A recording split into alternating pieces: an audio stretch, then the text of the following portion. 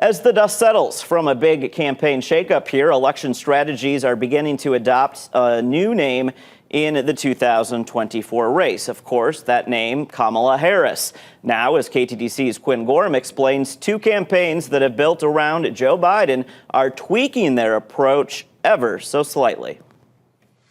Kamala Harris isn't a complete newcomer to this race. Her name has been attached to Biden's for the last 4 years now, but in terms of policy, she's a bit of a wild card. Her name isn't nearly as well known as Biden's or Trump's, but both parties are working quickly to change that. The Minnesota DFL says their approach to Harris's entry is very similar to what they were doing before. The Biden campaign has spent months propping up the Biden-Harris campaign, and all they're doing now is removing Biden's name from the ticket. Harris was still a part of that administration, and the party can continue to rally around the same topics they did before, but now with a much younger candidate.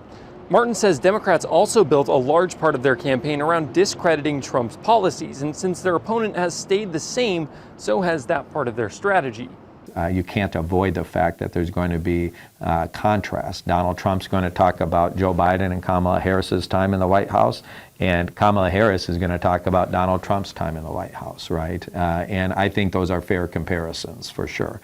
Martin says that both candidates having a track record in the White House makes this year's campaign strategy much more unique. The pivot may be more difficult for Republicans than it was for Democrats. For months, we've seen the Trump campaign go after Biden, specifically targeting issues like his age.